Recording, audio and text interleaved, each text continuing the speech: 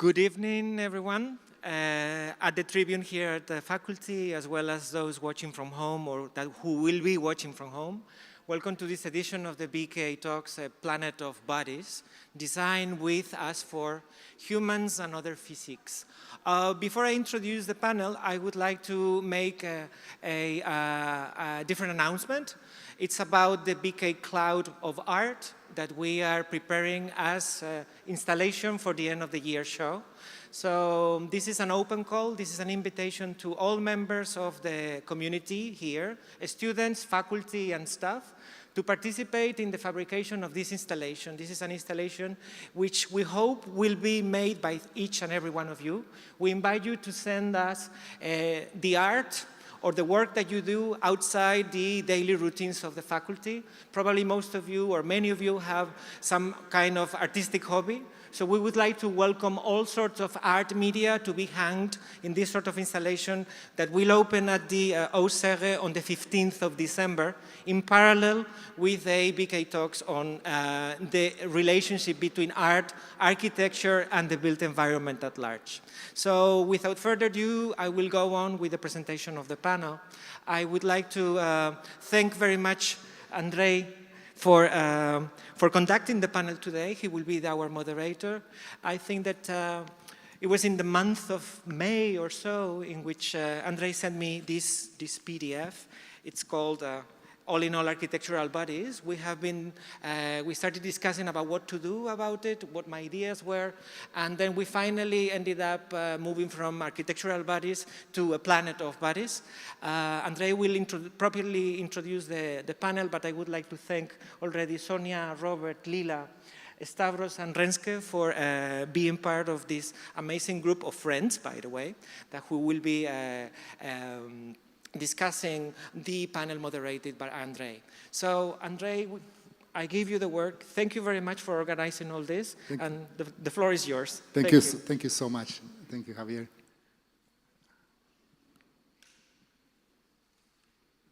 One moment. Yes.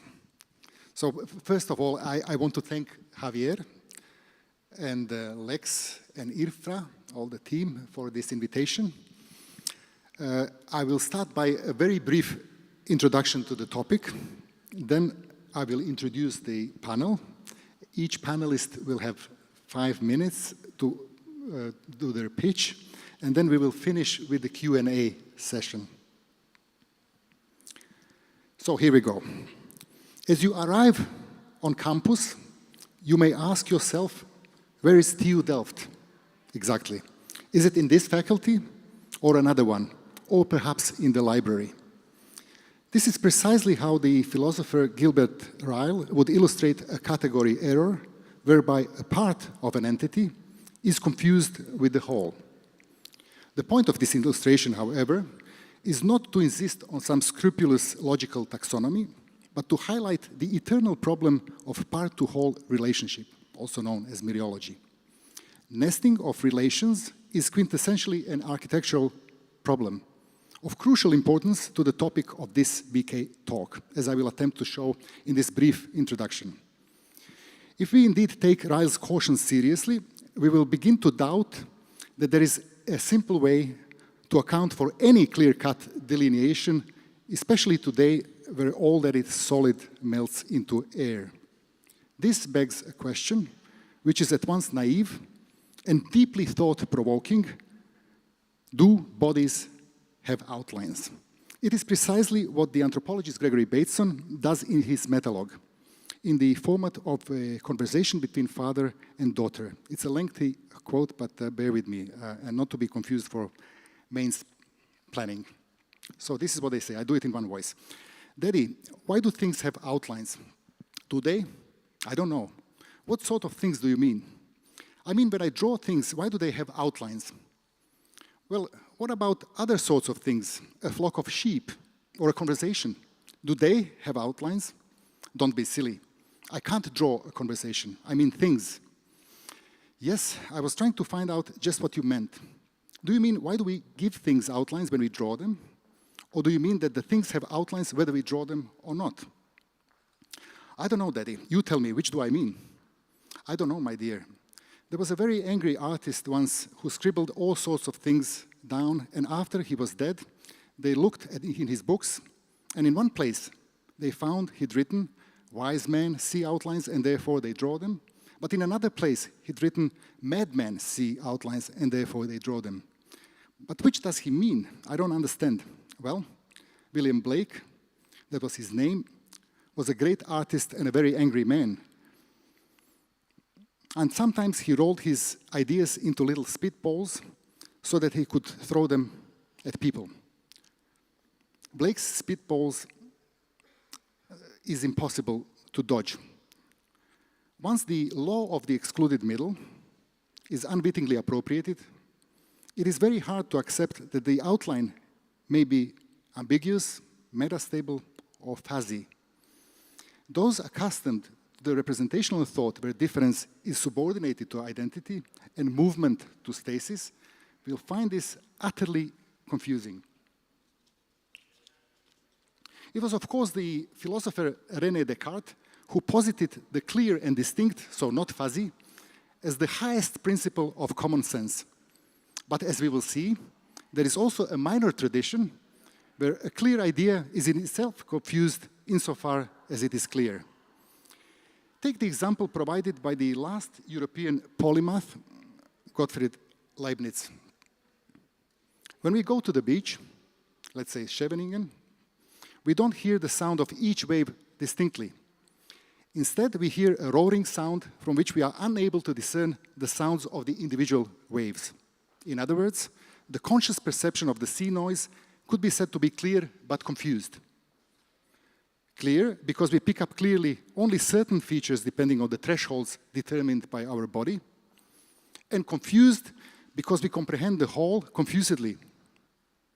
Conversely, the components of the idea of the sea are distinct but obscure.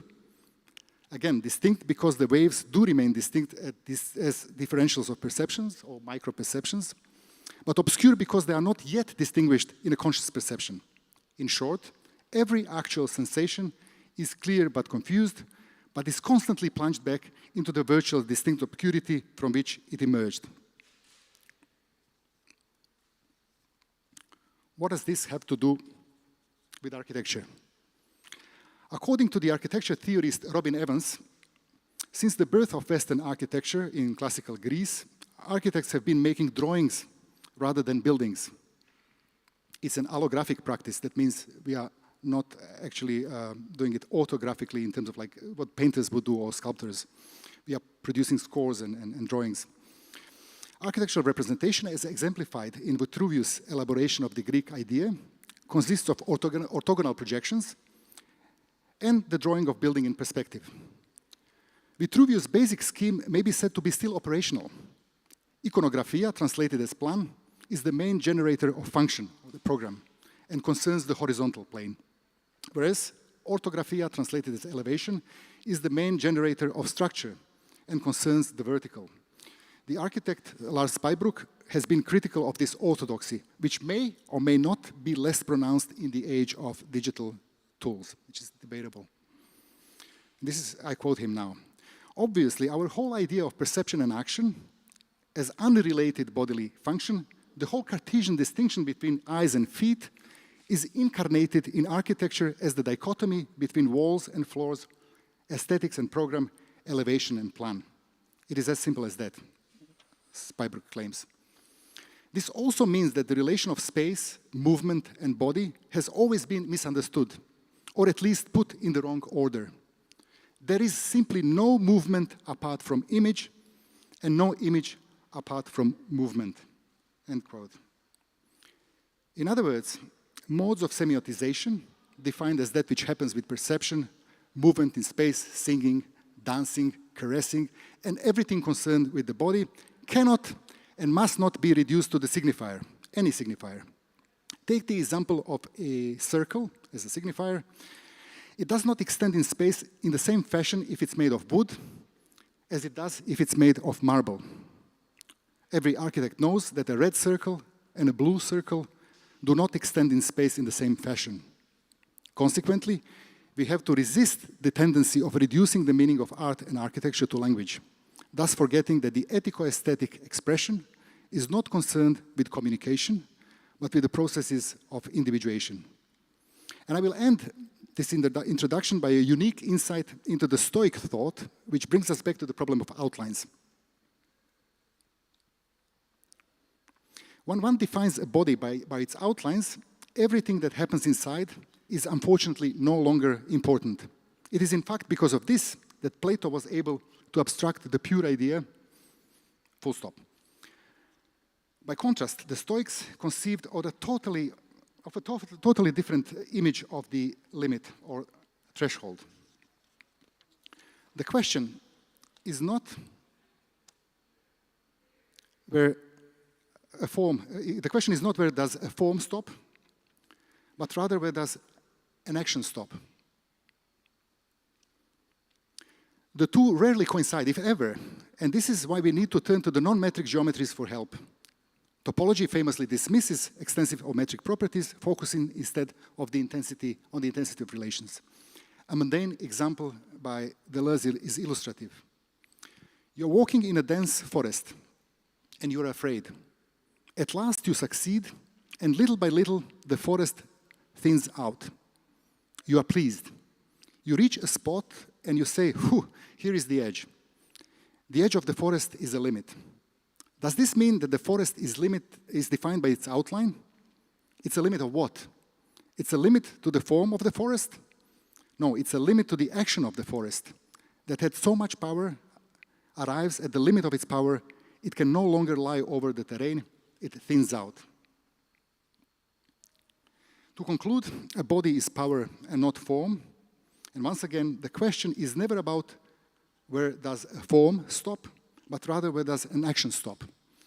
And this is where I will stop to get our panel involved in this discussion. But in anticipation of their pitches, of the panelists' pitches, let me introduce one last item, namely the 4EA approach, which is yet to impact the discipline of architecture.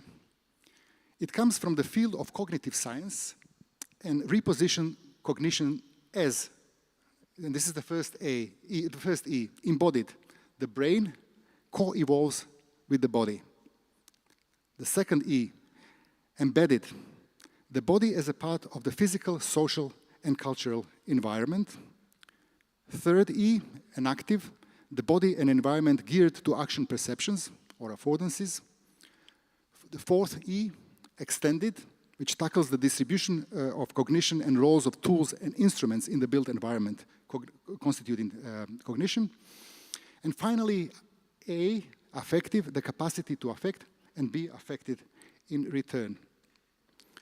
So I took the liberty of assigning each of the panelists with one of the 5 terms. So let me now just briefly, and this is a screenshot of one of our meetings in anticipation of this event tonight. So let me start in the order of presentation. Sonja de Jager, on my right, your left. Sonja is a doctoral researcher at Erasmus University of Philosophy. She is writing her thesis about the philosophical hurdles lurking behind natural language processing in artificial intelligence. Sonja also lectures at the Willem de Kooning Academy and runs the Music and Philosophy conference series Regenerative Feedback. To her left, Robert Bob Gorney, a transdisciplinary scholar, theorist, and lecturer at the Academic Group of Architecture, Philosophy, and Theory here at TU Delft, where he has been teaching and coordinating courses focusing on theory and research methodology since 2015. To his left, Lila Athanasiadou, writer and researcher traversing artistic, academic, and architectural milieus, recently produced and hosted Awkward Introductions Radio with Willem de Haan, and curated the group show Smeared States at MoMA in Rotterdam. Lila has organized and moderated seminars, reading groups, and lectures at TU Delft, here at TU Delft, Artes, Strom, and Witte de Wit. Stavros Kousoulas, to my left, is assistant professor of architecture and philosophy and theory at the Faculty of Architecture here. He studied architecture at the National Technical University of Athens and here at TU Delft. Stavros is a member of the editorial board of Footprint, Delft Architecture Theory Journal, and his latest publication is his monograph, Architectural Technicities, published by Routledge in 2022. We will be launching it very soon, no? And to his left, Renske van Dam, under the tag of inactive. Renske Maria van Dam is an architect, artist, and academic. By emphasizing the importance of moving bodies for the experience of architectural space, she promotes an empathic, animistic approach to architecture practice, research, and pedagogy. Renske draws on her professional engagement with architecture studio Herman Herzberger in Amsterdam. Herzberger had his 90th birthday celebrated here under these auspices of BK Talks, and Atelier Li Xiaodong in Beijing. She has been a researcher in residence with the Architectural Body Research Group at Kansai University in Osaka and Sense Lab at La Trobe University in Bendigo, Australia. So, without further ado, we now go to the individual pitches. So, Sonia, the screen is yours. I should say. Can you? Yes. Yes.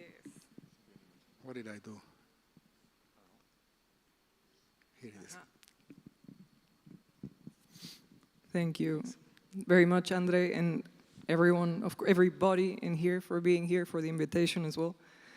I wanted to kind of memorize this a bit, but I was on the bus and I couldn't read it on the bus because I got nauseous bodies, as you know. So I'm going to read it as I prepared it exactly. I was inspired to think about some of the contextual questions that were posed for the event. So one of them beginning with, do we know what our body needs? And just to be very brief, the answer is no. And since we're short on time also, I will just try to tackle the second half of the question, do we know what our body can do? And a lot of what our body can do is inaccessible to the body as something that is thinking about itself. Famously, of course, like we can't control our heartbeat, our liver enzymes. These are just mechanisms that happen, right? But there are, however, things that we cannot control, but where we can gain access to these mechanisms, to what the body can do. And one of the things that it's very good at doing is generate illusions. The image that you see here is of two tables. Cognitive scientist Roger Shepard introduced this illusion in his paper Turning the Tables in 1990, but he's been working, he's like 93 right now, he's been working on illusions since the 60s. And believe it or not, these two rectangles are identical, but because, you know, you perceive them drastically different because, you perceive them as drastically different because perception has a very decisive decision with dimensionality and perspective, right? So even though Shepard devoted most of his career to the study of phenomena like illusions, he persistently considered them, as do most of us in everyday language, to be anomalies and to be exceptions to the rule. Illusions, however, are not anomalous or exceptional. They are the fabric of perception, speaking of edges and clarity versus obscurity, right? And I'm obsessed with pointing this out, which is why I thought, you know, I would like to bring it up as something quite fundamental that the body does.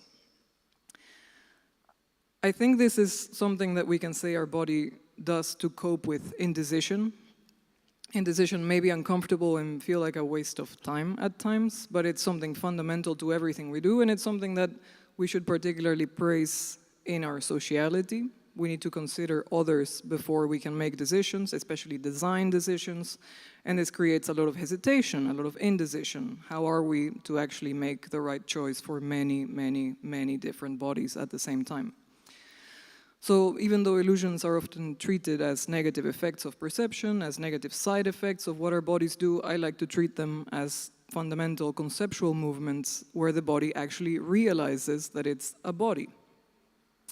We may not be able to precisely control our heartbeat, but understanding that illusions take place all over the place all the time is a good start for understanding that a lot of the transparencies and neutralities that we normally go by and that we take for granted are the real illusions Sorry for the ambiguous, illusory double meaning there. But illusions allow us to see perception as perception, to understand that it's bound to affecting its own mechanisms onto things that do not themselves possess those mechanisms.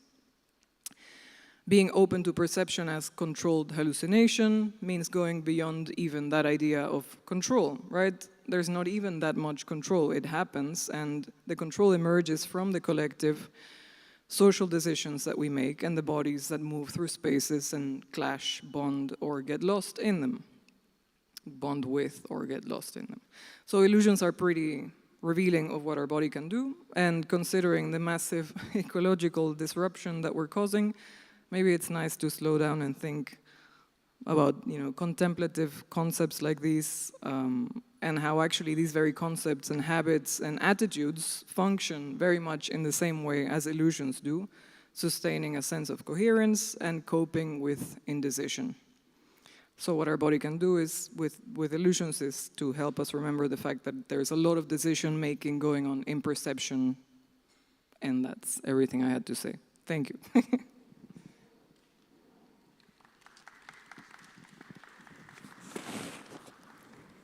Thank you, Sonia. Thank you very much. Because I'm the moderator, I would like to use my powers and ask each one of you to immediately respond to this, like super fast round, and then perhaps we can go back to some of these issues in the final plenary kind of moment. So, Bob, would you care to respond on your feet? I guess actually that my pitch would be a response to this all in itself, so I don't want to take it away. Okay. So you're suggesting we continue and then, yeah, that's fine. But I think unless like we have a burning question from the audience at this point, immediately draw you in. No, not at this point. Okay, let's continue with Robert. Bob. Thank you also for the invitation and the organization of this event. Because I wanted to actually continue it so nice with my favorite illusion that there is specifically in architecture, also concerning the very notions of bodies. And that is something that Andre's introduction has talked or introduced with Cartesian thinking, and that is our illusion that in some sense this is a body and this is nothing in some sense, and that there's an outline and there's a void here, and this notion in a sense of that there is an extensive notion of a body that has an outline that is in space, and how we used to think about that in architecture. We usually think about people in space. No, we think about architecture as an object in an environment, and they're all illusions in some sense, reductions, how we think about the environment as such. And similar, as you also say, it creates certain problems. It creates certain kind of perspectival shortcomings. And that has something to do with the fact that, for example, the very title, A Planet of Bodies, and the way that I'm supposed to present it from an embedded perspective, is that I want to critique this container conception and think about space more as something embedded. No, this is oxygen. This is carbo, oxygen, hydrogen, like just with different densities, with different compositions. But if you look, let's say, on a chemical level, there is no boundary. Even the skin, if you look at it closely, interacts with an environment. And what I wanted to highlight today is basically that there is also a discursive body that tries to promulgate and foster this way of understanding that I want to take the opportunity to invite you to look into if you're interested in it, to look for new understandings of material milieus, basically, something that permeates us and that we're necessarily part of, that we're just a figuration of. And this is a cartography of discourses that all talk about, let's say, things. And of course, there's so many different discourses that they're almost not visible to read, but I'm happy to share that later. And it has something to do with the fact that you understand bodies in a different way. The very question that was addressed, what bodies can do, is a question that was raised by a Dutch philosopher by the name of Baruch Spinoza, who actually countered this Cartesian dualisms of mind, body, or space and objects with a more monist understanding. So for him, everything that is there on a material level. And reclaiming this material level is what new materialist theory does. And that is something that has always given me life, given me inspiration with everything that I'm doing. And also it's like super interesting to just read into. It brings you to an awareness that rather than objects in space, it's more about nesting. No, like a planet of bodies already means there is some sort of totality, and then there is parts in it. But then the parts are also composed of organs, and the organs are composed of cells, and a planet is part of a planetary system. So it's actually something, the interesting thing happens in the way that these things are nested. And that leads to a very different understanding also of architecture, of environments, that I find very interesting. And I find also very fruitful to understand what it is that architecture can do, what material environments can do.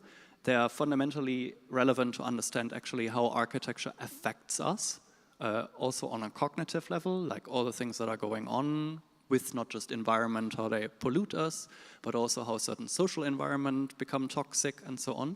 And these things are much more easily conceptualized on this monist level.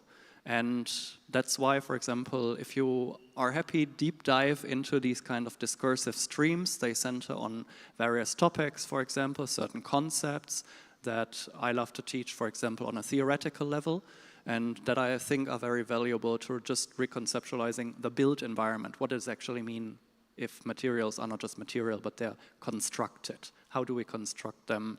Who constructs them? For whom are they constructed? Who's included in these kind of discussions? Thank you, thank you. Thanks, Bob. We continue, and then thank you, thanks. So Leila is next.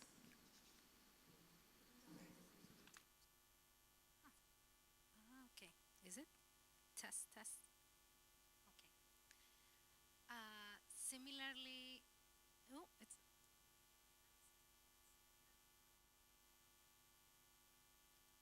test. Is it on? Yeah, maybe my voice is just not capturable. Yeah. Is it okay? Oh. Check. Yes. So similarly, actually I'm going to do something in the middle of you, both in terms of half reading, half speaking, but also because I was supposed to be the affective side, which I see the affective between the embodied and the embedded. First, like a little disclaimer, I try to fit as many possible angles for discussion, so there is no conclusion in what I'm saying, or at least one point. So I'm going to talk about the body politic, or the exhausted body politic, and the intersection of body, legal personhood, and private property, and how different fallacies of thinking of the body as a immutable, divisible essence, as something fixed with distinct parts, and separating like parts and whole, or interior and exterior, with kind of like mind reigning over the body, come to define a racial and gender lineage between identity and subjecthood, let's say, and property of the economic individual. And I'm going to draw a lot from the work of legal scholar Brenna Bandar, who explores the relationship between identity and property through a series of case studies that span actually from post-colonial contexts like Canada or Australia, and actively like colonial states such as the Israeli apartheid. And why property, you might say, when it has to do with body politic. And I want to quote Jameson here, that all politics is about real estate nowadays. So it's all a matter of like land grabs on a global scale, from Palestine to resource extraction to citizenship, gentrification. Everything is about land. So the body politic, and let's go to the image. So the body as a metaphor for a city or any sovereign power can be found in like Aristotle or Roman philosophy and throughout medieval times. But it was only in the 16th and 17th century that this metaphor and the hierarchies that carries gain legal status. So the image is the cover of Leviathan by Thomas Hobbes, whose representation of body politic is the precursor of the modern theory of the state as a legal person. So if you want to like read into the image, you have the side with a sword is the earthly power, and on the right side is the church. This is half the image because it's not the full image, but below this, normally you have like on the left side things that are associated with a sword, so castles, crown, the cannon, and on the right side you have the church, logic, the religious courts. And the figure in the middle is like the union of secular and spiritual figure of the state. And in earlier representations of the body politic, you had the king as the head, the legal system as the eyes and the ears, the counselors and wise men were linked to the heart, and then you had the army as the hands, the merchants as the legs, and the farmers as the support, the feet. And now I'm just going to go a slightly different way. So this anatomic survey of society as body gains legitimacy in the work of William Petty in the early British colonization in Ireland. So in the political anatomy of Ireland, he uses his training to provide a survey of the land and its inhabitants with demographic and spatial data in order to give a diagnosis of the reasons why the land is unproductive, in quotation marks, for British standards, together with a prescription of how the improvement of the people themselves will improve in turn the land. So the inhabitants' consumption habits, the hours that they used to work and rest, and their ways of living were analyzed in conjunction with economic categories and political interests in order to make this political anatomy of the whole country. So his work gained legitimacy because in order to piece together a coherent political body, he had to combine mathematical accounting with scientific method that reduced human life and territory to economic units. And his work actually focused on these constituent parts of the body politic, like the hours that you work, how you live your life, economic categories, and can consider it a whole, like the political body kind of as a metaphor, the actual body as a metaphor for the political body. So in Petty's work, we see an attempt of bridging man and territory in that metaphor of the political body. And about the same time, another Englishman, John Locke, was developing hand-in-hand his thesis on human consciousness with an essay concerning human understanding and his conceptualization of property law with a treatise on government, both serving as justifications to colonial expansion in the Americas. So for Locke, subjecthood and property were tied together, both constituted as immutable and universal through the act of appropriation. Locke's proprietorial subject, precursor to the modern legal person, could become a subject through an act of self-possession, the appropriation of the exterior realm of the world into the interior realm of knowledge and consciousness. And then we see the kind of fallacy of considering something as a container, or like not a container in this case, but an exterior and the interior as the hard limit. But the capacity for consciousness and accumulation of knowledge is framed by the Western logics and rationales. So his logic, after all, was the justification of colonialism. So for Bandar, that I mentioned before, it is in the figure of the savage, the Indian woman or child, who lacked the capacity for self-possession and was denied the ability to appropriate land in a manner that would satisfy the conceptual criteria of the subject of law. So racial subjects were assigned to an exterior realm of nature, only to be appropriated by the subject capable of doing the appropriating. So you could appropriate land through labor, and that labor should be productive, which in Western terms meant to generate a surplus value. So yeah, for the land to be productive, it had to be profitable, which has nothing to do with the use of the land. And here lies actually the biggest difference with the indigenous epistemologies, the value of the land for native people lied in its practical use, as possession could not be conceptualized in their cosmology. So even when white colonizers could purchase the land, then the locals still used it for fishing and hunting, because ownership could not stop another from using the land. And I want to kind of close off with, again, kind of like making a jump. When profit becomes the primal thing, the kind of limitation, material limitation to accumulation disappears, and the use value of property gets replaced with exchange value. And here I want to kind of go back to what I mentioned in the beginning as like the exhausted body politic, that there is like the body politic, as I mentioned here, as a metaphor. If you take the body as a fixed, immutable entity with fixed boundaries, exterior, like as an interiority to an exterior world, and like if the limits are hard, then the body, how should I say it? There is a limit.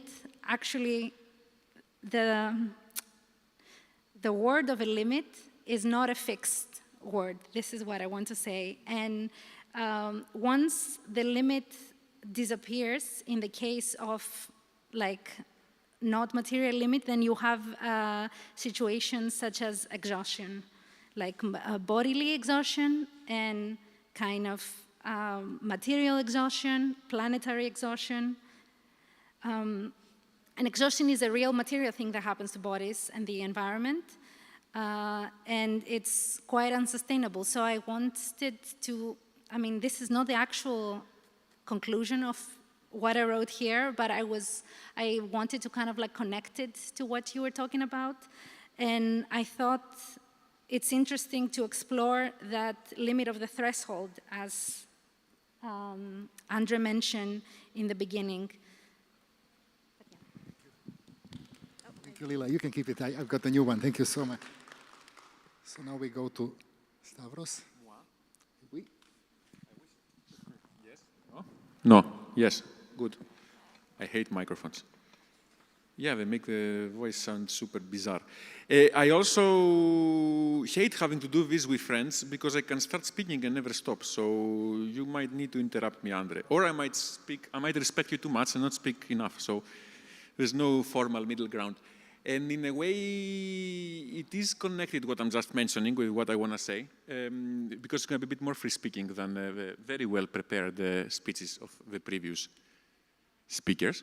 But it's also connected with what Lila was just mentioning regarding the limit. I will end in the limit, but I'm not going to start from the limit.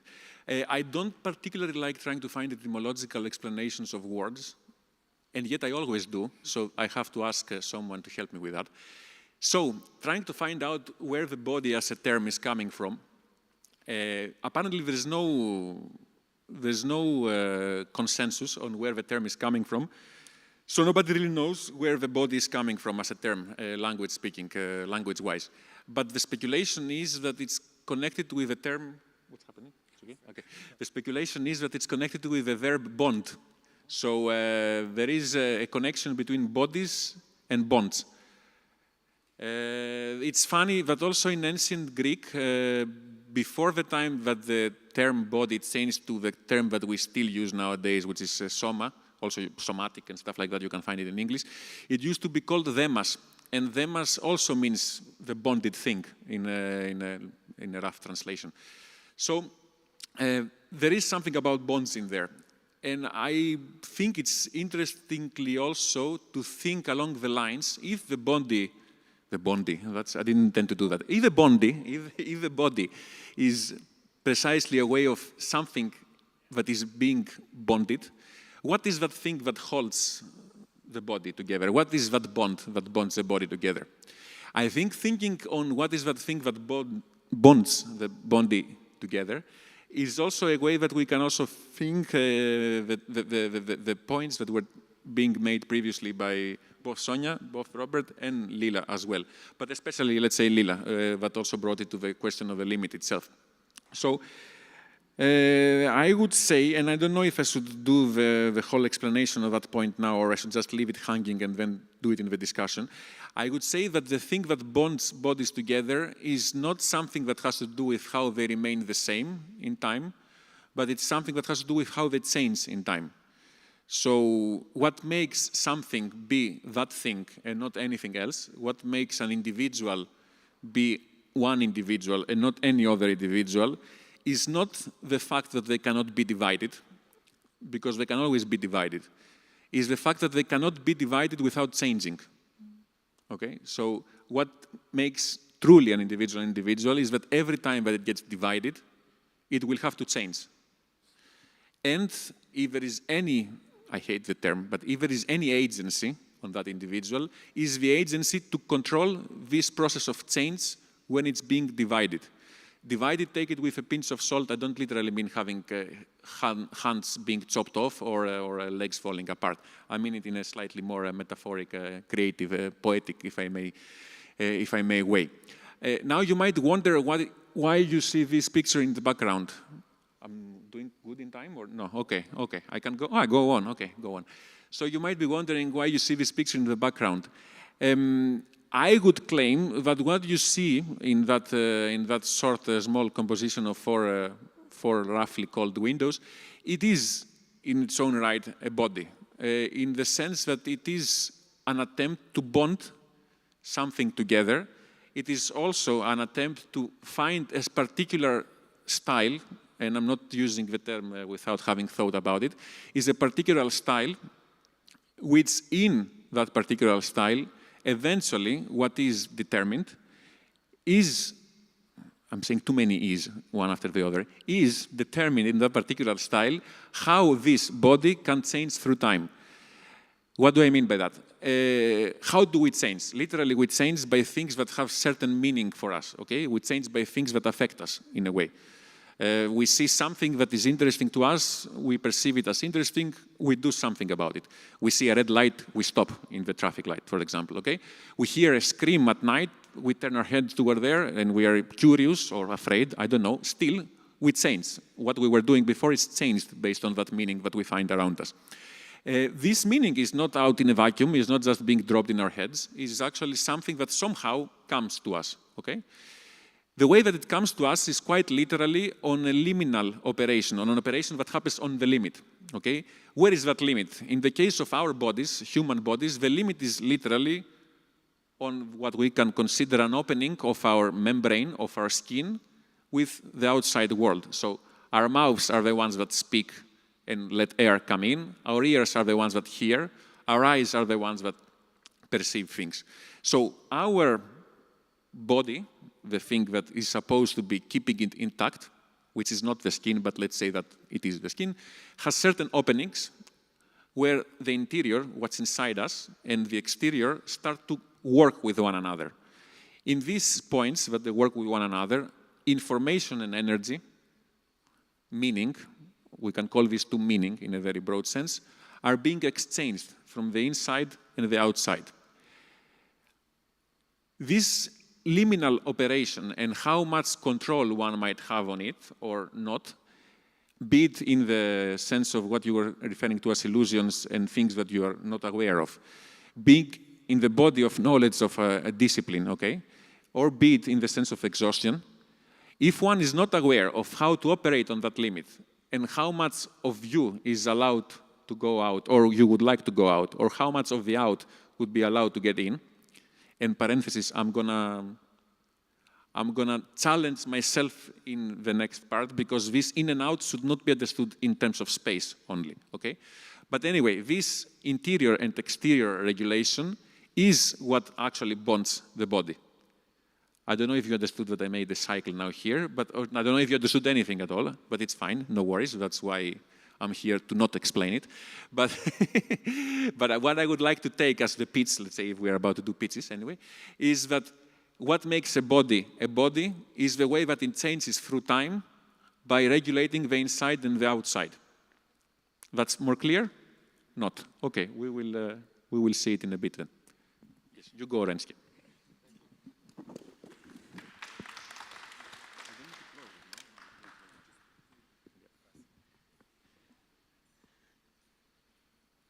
Thank you. Thank you for the invitation of being here. Thank you for the other talks. I'm already completely into your talk now, so I have to make the switch to my own. Well, my creative and research practice actually evolves at the crossroad between architecture, performance, and philosophy, which means that I use my moving body to and for the design of spaces. So as a starting point for this discussion, I therefore have brought these two images. Above you see a still from Stanley Kubrick's 2001 A Space Odyssey, as released in 1968. And below you see an image from a spatial installation by the artist and philosopher duo Susaka Arakawa and Madeline Gintz, as constructed in 1992 in Nagi in Japan. With these two images, I want to bring the conversation back to the direct relation between moving bodies and their architectural surroundings. Or, in the words of Arakawa and Gintz, I want to emphasize the integration between the two and this talk of the architectural body. As the other panel members already have stressed in multiple ways, and also contemporary sciences and some of the philosophers we have already mentioned, the vision of entanglement between minds, body, and environments is largely supported at this point in time. We know from genetics and from neurosciences that our spatial experience doesn't emerge in the head, but results from a kind of doing. And I think this is also why I got the inactive label today. Because I really live with this frustration. Actually, also this frustration comes from talking with mostly the theoreticians here, is that we know this, but it seems like architects, we are not really accepting this. Because I don't understand if we or the scientists understand that we cannot experience space without the involvement of our moving body. Why are we then still sitting behind our desks, behind the computer, and designing architecture from a distance? I really don't understand where or why not we use first-person experiences and our moving body itself in our architectural studios, in our research and education. So I really think to further study the architectural experience and talk about architectural bodies, we might be in need for some somersaulting horizons. And then I come back to the images. Besides the striking resemblance between both images depicting somersaulting horizons and the effect this has on the human body and on the architectural surroundings, I think there's a little bit more at stake. When I was a student here at the Faculty of Architecture, involvement of the human body meant to design with and for specific proportions and dimensions. Think of Neufert. In other words, not only the architecture, but also the human body itself was approached from a distance as a measurable object. I think this is what Robert just called like peoples in space. This is how we conceive and think of the human body. I think differently, both the work of Kubrick and Arakawa and Gintz are free of these established design rules, and they emphasize bodily immersion and the movement to the experience of space. By hanging doors on the ceilings or stones on the ceilings, their architecture not only seemingly defies gravity, but literally by throwing the moving body off balance, they experiment with the way our moving bodies and the architectural surroundings mutually form and extend each other. In this way, they introduce new perspectives and new sensibilities. And I very much believe that it is this active engagement of the moving body that opens up for new knowledges and new transformative potential. So what do I suggest? Well, for example, in my daily practice as an architect, I use my senses when I conduct plan analysis. So I do sensorial field work. This literally means that I sometimes lick the floor or move with the textures around me to get a different sense and different perspectives of how the environment and my body start to relate to each other. For me, this also means to actively engage in procedural intervention. So what I do, I make one-to-one mock-ups, for example, to figure out what it actually means to have a smaller door. And how does it work when I have to crawl through a door every day? And how is my body attuning to this? And from there, from this kind of experimental practice, I become aware of how my body reacts and interacts with its environment. And I think actually this very much relates to what you were just saying in terms of, we are not aware of how the body changes and where it does. And I'm really for, especially for architects working with the design of spaces and bodies, to test it and to try it out. Not necessarily to say that we have to change the ways of doors we do, but it's just another way of knowledge and another form of knowledge I think we should have when we are designing architecture still behind our desks, if we still want to keep on doing that. Does it mean to include first-person experiences without being embarrassed about this? Because it's only then, when you involve your sensitized body, that you can shift from this problematic and theoretical understanding of the mind-body-environment split to the lived experience and the understanding of what reciprocity between your moving body and the architecture can mean. I think when you start to involve your sensitized body, you also immediately start to understand that engaging the human body allows and opens up for engagement and relations to other human and non-human bodies. And I think there are many examples for this. For example, if I teach in class and we start to, experience or sense a certain space with all our different bodies, everybody is attuned to something else. Some people hear better, some people have a different sense of texture, and this always comes up. But it goes a little bit further, and that is also why I brought these images. As soon as you start to play around with your moving body, you start to understand that the spatial experience we have is actually very much influenced by the movement of celestial bodies, as you see here. So as soon as you start to play around with your own body, you start to understand how much gravity is involved in creation of your spatial experience, or how much your relation to the horizon is involved in the creation of your spatial experience. So, to wrap it up, and in relation to the open core, the description of this panel, I would say to the question, are we missing something in the conversation about a planet of bodies? I would say, specifically within this faculty, we are missing a creative and pedagogical experimental research practice, for example, like Arakawa and Ginz, which involves first-person approach and the moving itself in the design process. Thank you. End of story, yes. Thank you very much. Yes, so I would like, before we open it up, I was thinking, is there any immediate responses at this point, now that we've heard all the 5 pitches, some intersections between them? Because I did hint at one possible problem in education is that we take this seriously, the distinction that Nelson Goodman makes between allographic and autographic arts.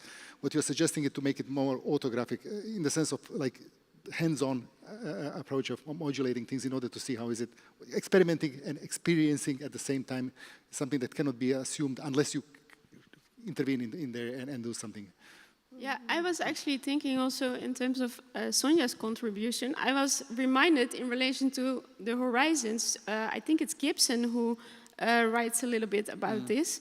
And it's like this exercise, which is an involvement of your human body. If you stand up and watch at the horizon like this, like the air is always up. But if you turn around, if you stand like this and watch like this, still the air is up. There's no way of, and I've actually tried it also with other images, left and right is switching, but up and down always. So somehow, and this is for me always a reminder to realize how much our body is involved in the perception of experience. If I stand like this, my body immediately tells me to flip the image I get. And I was reminded of your illusionary. Just very quick, I would love to talk to you about gravity because I'm writing about it, and it's like there's a lot to, yeah, for sure. It drives everything we. Why You not? can do it let's, now. Let's go. Let's Yeah. a little bit of gravity. I was actually really hoping. Please do. Okay, no. So basically, I mean, a lot of the metaphors that we use, and I also have sometimes problematic relationships with etymology, but a lot of the stuff that we use to conceptualize quite abstract things have to do with falling, leaping, jumping, moving, and it's always this sort of something really, really strongly bodily relational with the gravitational situation of like, finally, you know, you fall ill, you fall in love, like all of these things. I could enumerate a lot of them, but again, I don't want to take too much time with this little bit of thing that I'm doing myself. But yeah, it's in the end we sort of strive for overcoming a certain sort of bounded situation perhaps that we have with gravity, but then we actually always end up horizontal and horizontal and looking at the horizon, right? No. Yeah, we're very polite with one another, and we want to do short statements. So again, I'm not going to think about doing short statements, so yeah, you can interrupt me and tell me if I'm going long. I mean, the problem with gravity has always been, I mean, at least till 100 years ago when Einstein redefined it in the way that he redefined it, as basically the relationality between bodies, in a way. That's what gravity is not a force, for example. So the problem up till then was that we were conceiving it as a force, okay? So there was supposedly we were thinking of it as something mysterious and magical that attracts things, okay? Up till 100 years ago, more or less. So there was a misplaced concreteness, one would say, in philosophical terms. We were taking something and we were placing much more attention to it than what actually it was, okay? I think the same, and I'm going to provoke you just a bit for fun, okay? I think the same happens with the human body. That's why, in slightly intentionally convoluted terms, I was trying to move a discussion. I was trying to avoid referring to the human body besides the examples of the openings, and then I was also trying to connect them to the openings in walls. Because I think it's a mistake that prevents us from figuring out the actual bodily capacities, I'm not going to say of which thing, if we continuously place the body in relation, even unconsciously, let's say, with the human, okay? We should think the body in much more, I wouldn't even say non-human, because still you're putting the human in there, even with the non. We should think the body in, I don't know, ... a way that kind of liberates, the same way that Einstein liberated us from forces, that liberates us from the human hegemony over it, okay? But never saying more than human bodies, other than human bodies, non-human bodies. No, I would recommend that these need to be totally abandoned. Then what would that be?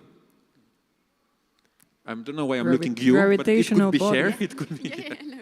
I actually totally agree with you, except for that I stress the point that we should start with moving our own bodies to get a different experience of that, because otherwise it remains such a theoretical construct, and as soon as you start to involve your own human body, if I can still say that, you will understand and start to experience the problematics of all this terminology. But then I would continue provoking you, and I stop when I want to hear from Lila and Robert.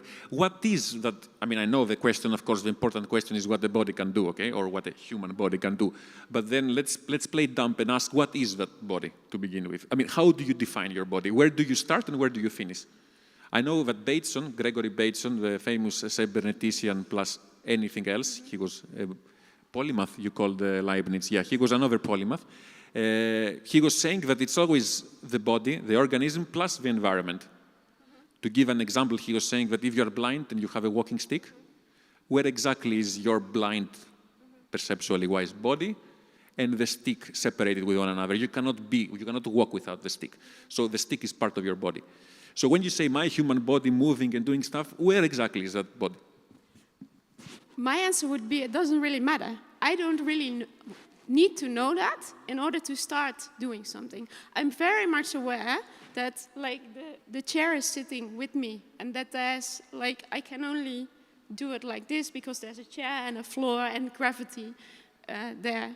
But I don't need to know exactly where my body ends or begins in order to use it and start to experience it from there. That would be my answer to it.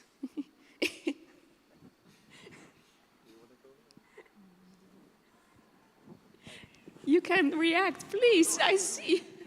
I'm thinking about complicating the entire discussion. If we really think about it, what a body is, then I would address that first on a conceptual level. No? So what does that concept of a body help us with, and what doesn't it help us with?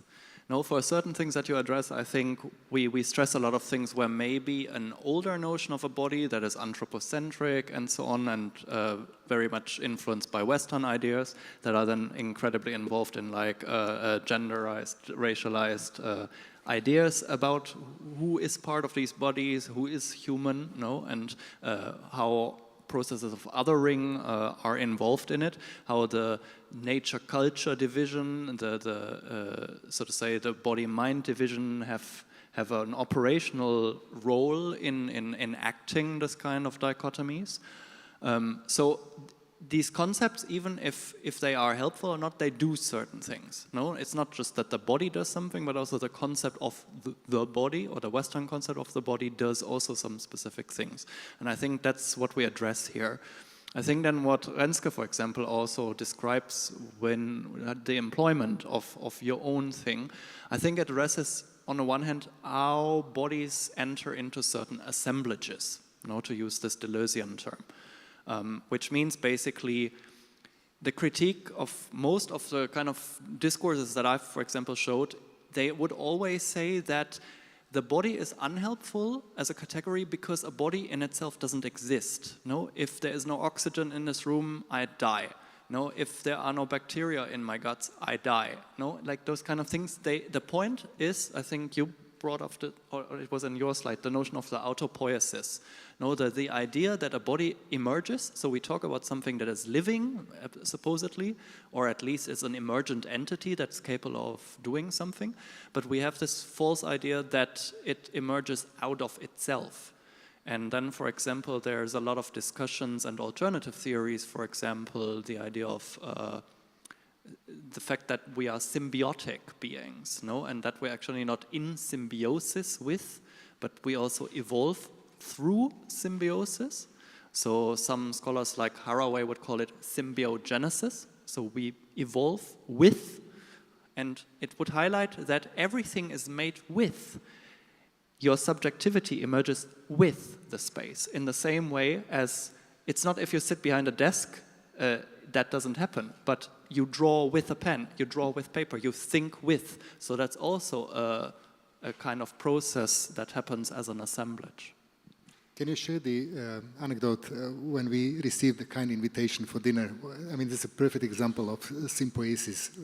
Well, it's the perfect example of symbiosis, but it's also the perfect example of why a body doesn't amount to a self. No, when, for example, you look up just a Wikipedia article or data, you take your body, you take out how much water are you, and then you take out how much DNA is in your body that's not yours, then you're almost the minority in your own body. So the can ask the question, who am I? And who am I in this weird relation between, let's say, immaterial and or like non-organic and organic beings? So where does that actually emerge? And I think the thing that you want me to talk about is then, let's say, the fact that we were having a discussion about where to eat later, and then we have several bodies that are highly affected by their symbionts and holobiomes that make it very difficult to find a restaurant that's suitable for all of us.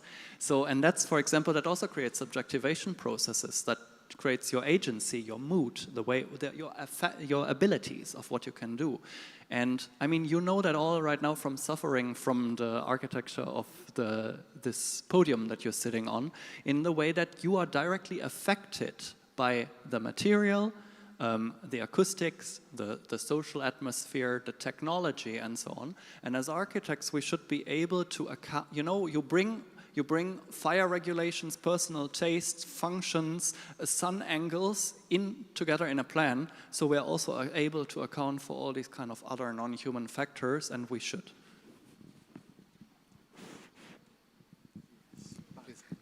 I don't even know where to start. There's a lot.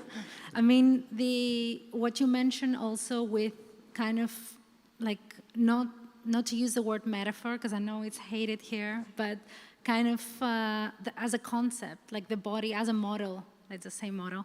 It's like when it is useful and when it is not. I find also interesting, like when you mentioned in the beginning, like the kind of threshold that the body is not known through the form but through the action.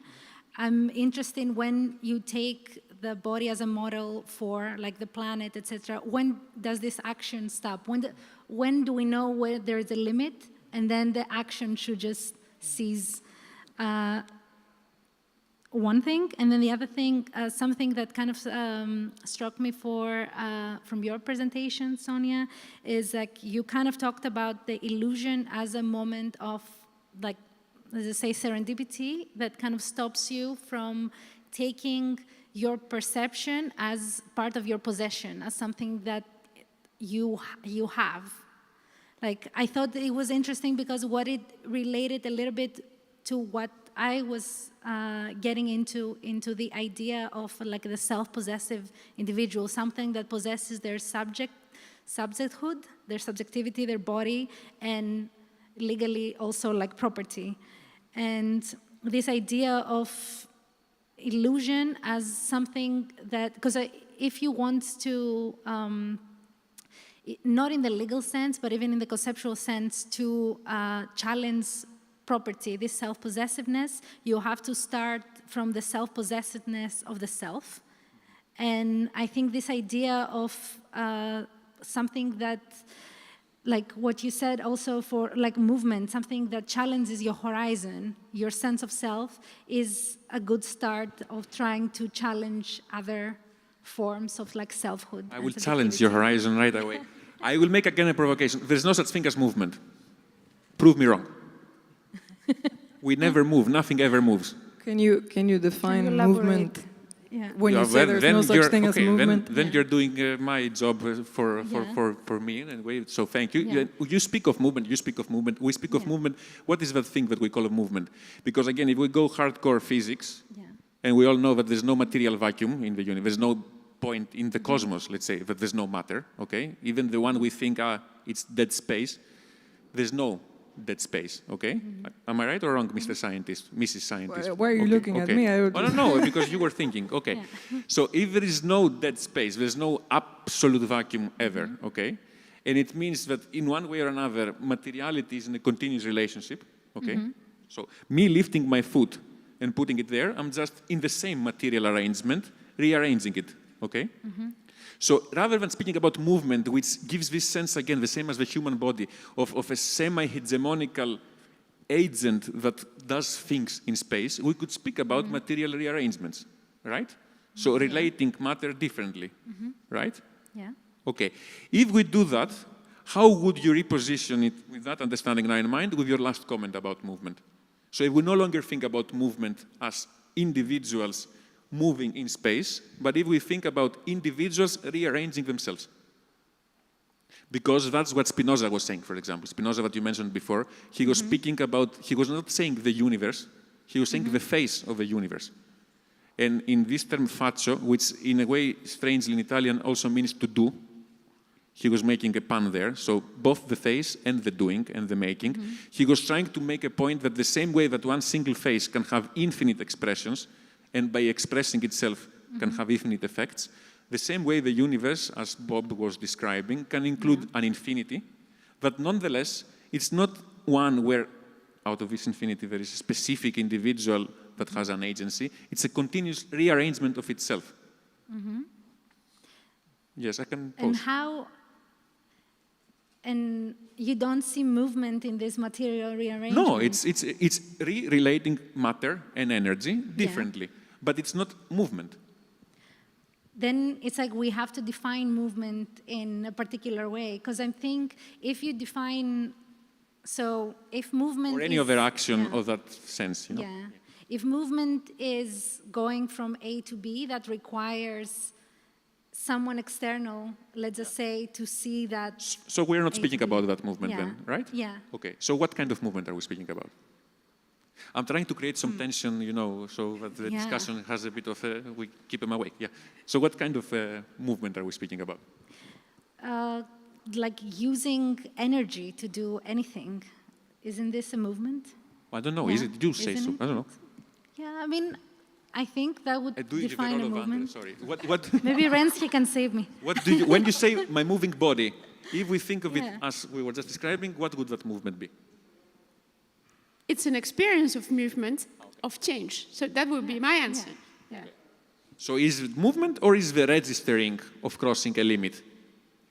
Because the experience could be also understood as I rearrange matter, it has an effect on me, I register that effect, so I understand that effect, I feel it, and that's perhaps what you're calling movement then. So movement is as in also feeling moved, as we say. Yeah, for me it's very much about involvement in the action. From there comes a experience, and then we use a form of language. But then you contradict yourself, because if it's also about feeling moved, it does not necessarily mean that all the time we need to actually do stuff with our bodies like that. We can rearrange matter in a way that is also not rearranging matter. We can remember things. We can imagine things. For me, it's very much about that. When you start to involve your, I still call it body, let's say it like that. When you start to attune to spatial experience, you start to also understand this different understanding of the concept of movement. And there is a movement from A to B, there is a movement from inside to outside, because that's how you construct your spatial experience, by constantly going in and out, seeing yourself from above, seeing yourself from within, trying to place all the micro-perceptions there. And then a sense of movement is experienced both at the same time from A to B, as from a feeling of sense of being moved from within. Maybe something to understand also fully what Stavros were going on. So, I mean, Rensky describes like a physical movement. I'm thinking even in a movement, even when you are, let's just say, intoxicated and you have vertigo and you feel like you're falling, this is also a movement in a way. It's a movement somewhere else in your brain, but it's also, I mean, it is a material rearrangement, but it is a movement that doesn't happen necessarily in your whole body. But yeah, just the experience of it is still... Thinking in terms of material rearrangement, and if you want to intervene, Mr. Moderator, okay. I'm thinking in terms of material rearrangement for the following reasons, because I think it's something that can connect to a broader issue, to a broader discussion, let's say, about broader issues, actually. And why I have a beef with movement. I didn't know I had a beef with movement until 10 minutes ago, but now apparently I have a beef with movement. Why would I have a beef with movement?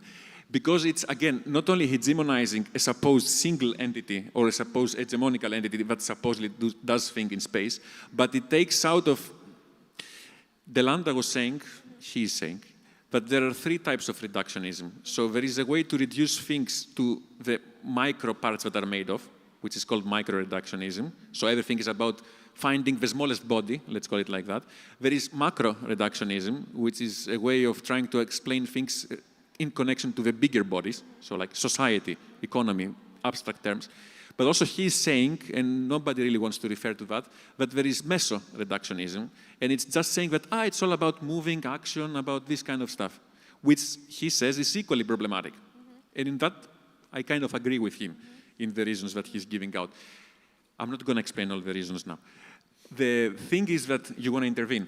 Yes, okay, before you intervene, why do I focus on movement so much? Because you don't really need to have even movement in mind to understand that, for example, if you approach a body in terms of just the inside and the outside, so the subject that moves, the objective world that the subject moves in, then it's very easy to fall victim into the discussion of movements and hegemonies of all kinds. Why I wanted to speak, you wait for 2 minutes, yes. When I wanted to speak about the interior and the exterior was precisely to put another two terms on the interior and the exterior next to them. These two terms, according to philosophers that can start back already from Leibniz in a way, they continue to Spinoza, you can see it in Hooke School and then later Deleuze and many more. They say that it's never about what is in here, nor about the outside only, okay? It's crucially about the skin being the membrane that supposedly separates, but also not when only it separates, when it opens up, so when there is an opening, how much energy and information, matter and energy, let's call it like that, is allowed to come in and out, okay? If you think about that in that way, then movement, I wouldn't say becomes secondary, but does not even matter anymore. What would matter is you have the inside, you have the outside. They're continuously reversing worlds and roles. There's no absolute inside, not an absolute outside. There is a limit, which we can call the membrane, the skin, okay? And crucially, there is matter and energy flowing all the time, everywhere around, okay? It gets a bit closer to why I was saying that movement perhaps doesn't matter. Okay. Now we know that to maintain the inside, you're laughing because I'm going, okay. You don't agree, okay. We know that to maintain the inside of your body, of each one of our bodies here, okay, you need to bring things from the outside in. You need to eat, okay. You also need, fortunately or unfortunately, to leave things out. You go to the toilet sometime in the day, okay, good. How you do that, the style of you doing that, is crucially determining both what's in and also what's out. The style is always happening where this so-called skin, membrane, limit opens up and interacts, brings in relation the in and the out. Okay? We agree on that? Yeah. Okay. Where do you disagree then if we agree on all these things? Because you were saying you disagree. No, okay. This is... Do you still want to say something? I want to say that this thing, that you can understand it as something that you experience, you register in your everyday life, in your own body, precisely is, for example, the situation of exhaustion that Lila was describing, or of what we call the Anthropocene, is exactly the same discussion. It's the whole planet, you can say about the whole planet, but the whole, are you? No, I was going to suggest something that might reshuffle the terms. I think that Renske is obviously following this, what goes under the title of radical empiricism. So perhaps if we were to stipulate it differently, that let's say instead of movement, we call it relation, so that relation comes first before it creates, before it's relata, that is to say, the distinction between the subject and the object, this and that, the ontological curtain that divides the images that are supposedly in the mind and the movement that occurs in the space, bring them together at the binding moment that we were after, that defines the body itself as relationality, which is not only something that, this is something, it's crucial to say that, why are we going back to this single line of what body can do? There's no other way but to do it in order to produce information and flow of energy and the binding moment through relation. So relation comes first, it's originary, it comes before its terms, and not only that it comes first, but it's also something that can be directly perceived and provoked. And I guess this is that provides us with a slightly different I promise, I'm not going to say anything else for the next 40 minutes.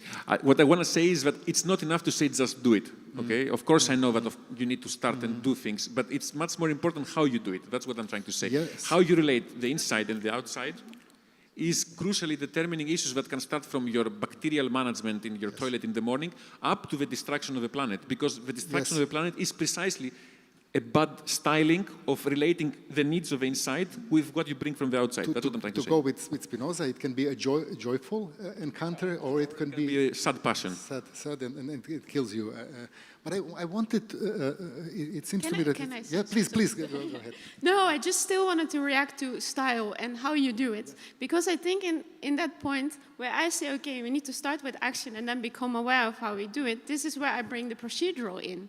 And I think this is exactly where, we also address style and how you do it. And then a procedural is already something that involves or stresses actually that there is no, that it is both like moving body and environment, to say it like that. Still using my own terms, but I think we are not that far from each other. Fair enough. I really wanted, there's a few things we cannot not discuss, and I'm turning to the right side now, the idea of disability studies and the perfection of body, normative issues. Would you care to address some of that? Because I think this is really crucial for the sake of the audience and architecture students in particular. Can we continue to talk? I mean, we know that, very quick and simple way would be to say, if we start from an idea that what is the most common becomes the norm, and then it turns into a normative kind of thing, rather than that, we should be thinking in terms of like, it goes back to what you were describing, all the differences all the way up and all the way down. In that sense, we cannot provide for any ground to judge things as less or more or less perfect. They are perfect as they can be, given the permeability of the body and what is it that the bodies can do, given what is it that they are, how they are immersed, embedded, embodied, extended, and affective, and so on. So, would you care to touch on this? The pathological and the normal, and how it's dismantled. It should be dismantled. I mean, I think a great example of what's like a practice that would help with is exactly what Rensky was talking about, because it's, in a way, thinking of your body, like anyone's body, like every designer's body, as also like a procedure, like something that you test, you realize, that changes also through time. I think it's a good practice to start from, because also even with like disability studies, or even with like different abilities, that also varies. There's like a lot of gradients. So I think having like a procedural design practice seems like a good way to start. Also as a way to not take even your body as like, not your body, your environment as something to be taken for granted, as something that can also change. Yeah.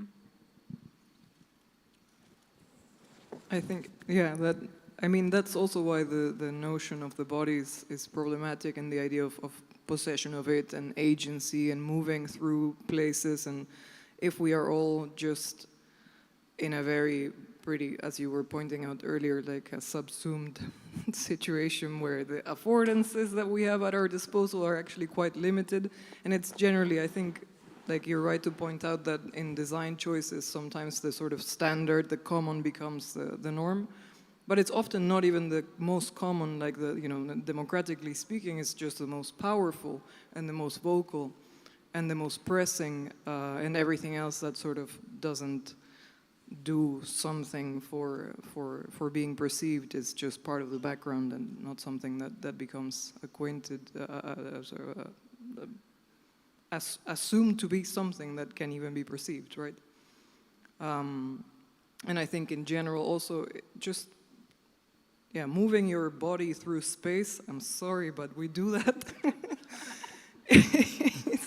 The sentence has a lot of problems, but we can kind of, if we want to talk with all of us, I think we kind of can say that we do that. And I think the problem is just that we kind of run like a little pinball ball in a pinball machine with all the different things that we encounter into situations in which we actually, like the restaurant situation you were mentioning earlier, but that's a very minimal bourgeois fucking first world problem to worry about. Like the challenges are the fact that there are so many different perspectives and perceptions trapped in situations that they cannot get out of, and that we also help produce, and that we should just really, really think about if everything is just matter connected to each other and if there is only one, it's good to pay attention to the whole thing then, and not just bits and pieces. But sorry, that was it. No, I'm thinking still, because I think also to maybe refer back to, let's say, the discussion, I think the interesting thing is that, of course, you're talking about two very different things. I think Stavros talks about the questions more on an ontological level, where the point is basically, if you think bodies as embedded, then things like movement or so appear as effects. No, you're already a subject, you register it, so it's a secondary effect, and therefore it's not the originary cause, and therefore it doesn't allow you to operate actually on that kind of level. No, on the level where things emerge. And I think what Renske argues is more on a pedagogical level. No, like the very fact that maybe we can use these commonsensical notions to actually first make a change. So I think what Stavros highlights is that we should think of bodies no longer as static things, but as, formed by dynamics. Everything is formed by dynamics. So that's the level on which we also operate as designers. We transform environments. We don't just make things. We transform them, and these things exist in slowed down states of flux. No, and that's the level on which we operate. And to tap into that, we need to get into these fluxes. No, you can't just sit still. So I think that's a contradiction you highlight. And then, of course, the question that you address and that Andre highlights is, of course, that requires that we actually engage with kind of things that have been outsourced from this way of thinking about static objects and the norms that they have formed. And that, of course, involves not just, say, disabilities or different types of bodies and physiques, but therefore also non-human things, the non-human things that we have close, let's say, constitutive relations with, but then also understand that everybody is basically different. So, like the entire idea of categories and classifying things, typologies, they all break down if you suddenly think on that level. So it's not just about, let's say, just bringing in, for example, like queer bodies or something, but like that very idea queers everything to a certain extent, where instead of 2, you suddenly have n categories. It's not about 3, 4, 5, it's about infinite. There's as many different bodies as there are particles in the universe and the figurations that they form. So there is, going back to yours, there's an illusion in the idea of why, questioning like why do we then end up with like certain standardized forms? Whom are we designing for? Who is being taken care for again, and who is designing that? And exactly, I think, as Renske really, and also you highlight, what's your agency in there? How do you start going about that? How do you tap into these kind of potentials of designing with other bodies? No? One thing that was promised in the outline was the topic of biomimicry. So I think there is a way to connect it, how to approach it, at which level. Is it, how to not to fall prey to the idea of retinalism, of emulating something that looks interesting and tapping into the organizational or relational or ontological part of learn something from other forms of life so as to implement them in our discipline of architecture. Would you care to say something about that? Lila wants to say something. Lila. No, because you were part of the triad that Andre referred to before, but you didn't speak. Now you're playing. Okay, you're playing. I can play as well. I mean, see, of course, we can speak about biomimicry in a way that I'm going to be connecting what I was saying before, so I don't know if it's going to be about biomimicry. Besides the organization in space and its separation with the problem of movement that I still then disagree with you, we can discuss it later. I don't think we move in space. I made my mind about that while you were speaking. There is also an organization in terms of time, okay?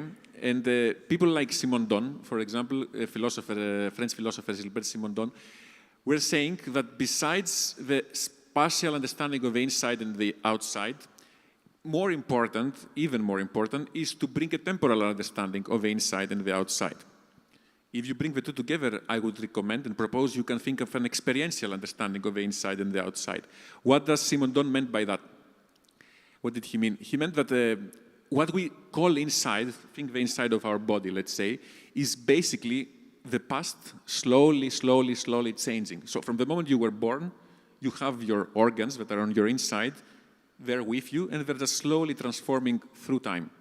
So interior becomes temporalized in that sense. And exterior, the outside of your body, is that what you cannot control, basically. It's the unexpected encounter. So the future becomes the outside. The past becomes the inside. And your present is literally the moment where the two come together. So your exteriorized future and your interiorized past come together. Why am I saying that? Because I find that it's extremely both provocative, challenging in a good way, but also eye-opening when it comes to architectural practices or design practices. To stop thinking about separating things of inside there, outside there, and let me move from one to the other, but start thinking how do I take a relationality that is slowly changing, aka past, and I bring it, I provoke it to come into relation. I actually make it a violent encounter. I make it a controlled, I don't know what kind of encounter. In any case, I bring it to an encounter with the exteriorized, unexpected future. In that sense, if you take this relationship, interior past, exterior future, you could do biomimicry without mimicking the shapes. You could see, for example, how bees and honeybees or any kind of bees, and Heidi, our colleague, is very interested in bees lately. She's having something there, and I think she's going to make a nice point about them.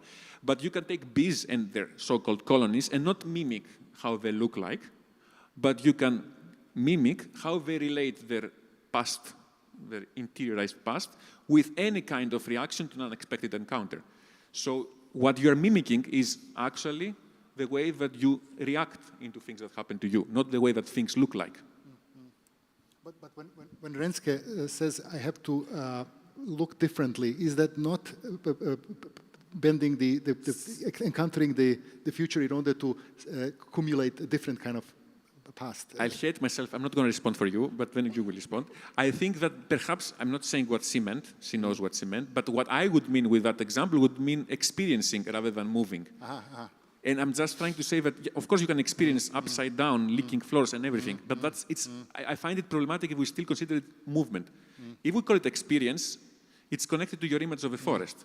If we call it experience, the leaking of a floor stays with you perhaps for years after having leaked the floor, because your interiorized past and that moment, which was your future back then, you see, your future back then, now in your limit of your body, is your continuous present of the experience itself. And experience equals experimenting. Yes, yes. Well, I think this was exactly my reaction to you, that for me it is about the experience. And that there you can call this movement, but it starts there. And I would actually have quite a similar answer to the question of biomimicry, that I was thinking it is always weird that it has to be mimicry. It feels like a very distant answer. So like you're sitting behind your desk and you think, oh, okay, now we need to look at nature and now we need to mimic it and do it. Well, exactly when you understand the present, as Stavros was just explaining, it just happens. We don't have to think of it and sit, but we can, well, do it. That's it. Let's do it together. We have half an hour left. I'm really keen on including now the very engaged audience we here have. Anybody wants to ask questions? Please, Liana. You know my audience by their names. This is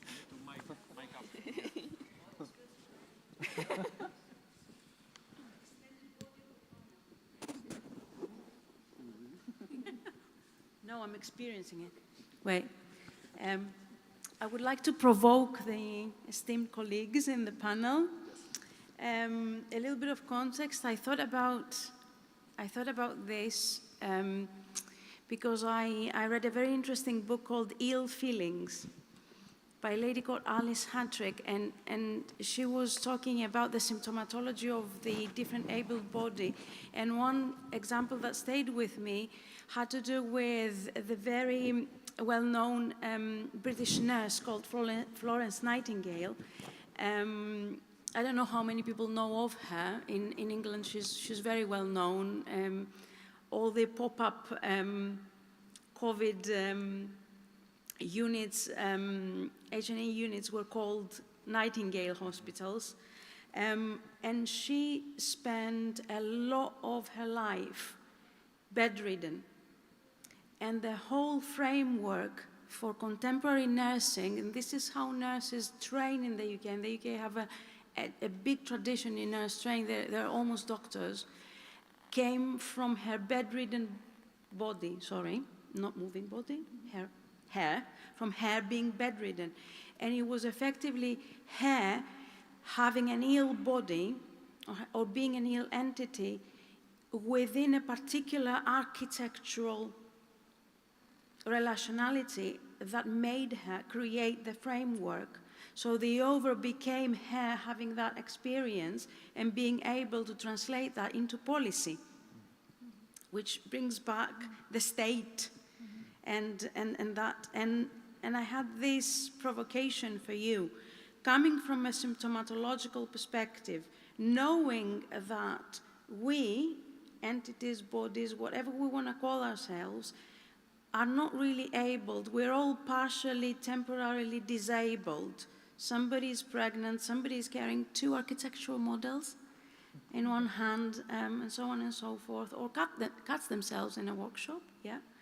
And we are partly able, or they're bedridden because they suffer from whatever they suffer. And Alice Hattrick talks about long fatigue syndrome, which is still not diagnosed properly. It's a mystery. So can we talk about a symptomatology of a conglomeration of resources as a body? If we replace the body with a conglomeration of resources that can rearrange itself, can become environment, can become object, can act in affordance with what is not in its default conglomeration, what would that mean to you individually for your thought, for your practice, and for architecture? And sorry for the long question. No, it's wonderful. Thank you. Thank you. Who wants to start? Let's do a round. We Sonia go first. around? I don't know, we were just talking about being ill and or functioning in a non-standard way, whatever that is. I think that, so I just go back to the same point that I made previously, which was I have the feeling that, because you said your default conglomerate and the one that then you would not be default in, how would that distinction be made, or what would be the if I can ask you to clarify that, because then that would make me answer the question differently. Because again, it's the question of the standard, right, or the given, or the, yeah. Yeah, it was not a very successful phrase there, being defaulted, but I thought maybe what we think as default, maybe what we are biased towards a default, what we will call a healthy body. And there are different, that health comes from our understanding of how ill we are, right? Andre, that's a little bit of yours there. Sorry, it's not mine. I'm not claiming it. So in that context, what does it mean to have a conglomeration of resources? Because those resources then is the energy relationality between what I am and my environment. And if I have a stick because I'm partly sighted, or if I have a notebook, or if I have a phone, that becomes part of the conglomeration of resources I stand for. That's what we've been doing, not just us, but animals. That's what animals are doing since the moment that they... If we stop referring to a body as a body, and we see it as resource, as an account, as a bank account, you go, very capitalistic, I know, sorry, and you enter the resource and then you take out the resource. Yeah. Does that impose a change? That's my question. It's less about the default thing. Can I? Okay. First of all, you need to define what health means. And for example, there are people that would say that health is the capacity to be sick again.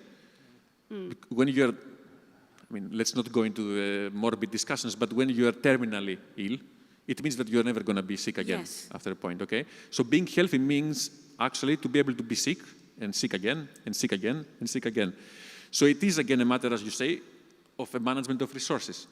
If we remove that from the body of ours and we even take it again to a planetary scale, for example, what we are, from the dawn of civilization, from the beginning of times, we are facing an issue of management of resources, which has consequences on a broader level than just our body, okay?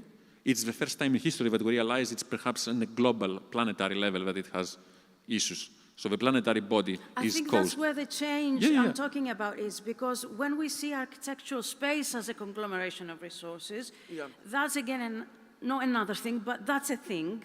And then the entity that lives in the cavity that the building has is a conglomeration of resources, and the services of the building is a conglomeration of resources, right? But they're different ones on different, I don't know, of different not manners, but of different, not types, different matter. Styles, I would say. Styles, thank you. Can I say something? Yeah, because it relates to a little bit of what Stavros said, also because you were talking about the planet, and I think what's useful perhaps to think of conglomeration of resources, both when it comes to the body. I mean, when it comes to the planet, it's quite easy. You think of like the world, the resources of the world are finite, and yet we think of like infinite extraction, etc. So I think it's interesting when you think of the human body as a conglomeration of resources, because we end up, to bring up your like capitalist metaphor, we end up being on like credit in the bank account when it comes to human bodies. That's exactly what Hattrick says. Yeah. Hattrick says we are either on credit or on debit. So it's really interesting that you say that. So I think, yeah, this, because I struggle a little bit with the idea of like, again, not to use the word metaphor, but when we think of like planetary body and human body, because I do understand that when it comes to the human body, indeed, we do not know when the body can do in terms of doing different things than what it normally does. But if it keeps doing the things that it does or the actions that it does, it would get exhausted. While with the world, it's like we know the finitude of the resources in a way. Well, with the body, in a way, we don't know, but yet we keep doing the same kind of actions that results to a certain type of finitude of certain resources. Or it could be the other way around, that you are so not centered, so self-aware that you prehend how much resource you have. So whether you can be on credit or debit, and that's what a lot of health professionals are trying to do now with well-being studies, so people can, I don't want to use the term patience, because we're all patient, but so people can get to a point, I don't know, evolutionary, I don't know, where they can sense where they are in terms of the conglomeration of resources. And we can say as well, so it's at the same time we can say that we don't know the finitude of resources of the universe or the planet. We are not on that level to know each one of us as an entity. If you ask the median person, I don't think they understand the finitude of the resources. They could understand if they're thirsty, which is one way of saying, oh, I need water, otherwise, I don't know, I'll pass out. But they don't know how much water the planet has and if it's enough. So it's both things at the same time. Some entities are aware of their own resources more than the planet wants, and some are the other way around, and everything in between. I just wanted to answer by way of reminding us of this concept of immunology, that, let's say, the capacity to retain the past that we were describing earlier, this capacity of memory, and not only to have memory, biological memory, but to offsource it so that we can build stuff which remains there transgenerationally throughout. This capacity equips us with, liberates us from the simple space, vital space, so we don't have to be always in responding to provocations. We can insert the interval between the stimulus and the response. This allows us to ponder. I mean, you could say that this is the moment where we can anticipate potential harm or risk. It expands our capacity to foresee things. This is the noetic moment, the moment that you start thinking, which is both a blessing and a curse, because I think now we cannot just drink water and quench our thirst. We can also, start thinking, should I keep a reservoir of water in my basement? Should they never go out again of a house and have water coming in? I mean, it's the interval gone to the... Expanded to the power Or how end. much can I order online? It goes to that level of, I think this is exactly why I'm fascinated with action or experience of movement. because, and I was thinking, I took some time to think about it, but I had actually, during my childhood, I was in bed for a very long time. And I was thinking, with this experience, and then also with this experience of walking around and, I don't know, stressing for everybody to involve more movement, I think actually laying down for so long, and then being able to walk around again, actually also made me realize how much your experience of spatial things is changing. And I think in that sense, I really liked your question because you somehow provided concepts and words to describe this change of experience and how you can work with it. So in that sense, I think actually what you were just describing is what I understand as the architectural body, as exactly this. You cannot think of yourself, of your experience of space without involving the way you are moving in it, with it, moving with it. Let's say it like that. One addition, we do this in the clinical and critical cartographies book when we refer to Nietzsche's idea that he's turned his condition into a laboratory. He says, I'm incredibly blessed to have suffered from migraines that take away any capacity to be aware of anything except I can do stuff within my completely kind of distracted from anything because I can't do much. I can only think and produce certain concepts. So he also goes so far to say that the condition of great health is small pathologies along the way that you were describing, one after another. So it's not that, in some way, Quinter also has written about it, that perhaps the body is at its best when it's trying to ward off the coming of certain kind of pathology, fighting, because then it's all gearing up to try to get back to the homeostatic condition. Exactly, and it's that crisis that brings the reflection and the change. Exactly, the crossing of the limit that Stavros was also talking about. Thank you. Thank you, Liana. Thank you so much. Do we have more questions? Hi, thank you so much for a very interesting discussion. I was quite curious by the absence of something actually in your discussion, and that is the kind of the triptych, if you will, of body, mind, and soul. Obviously, Descartes has theorized a lot about body and mind, but then I'm curious actually about this dimension of the soul. And it kind of triggered in my mind this question of movement because you guys are talking so much about it and the absence or presence of movement.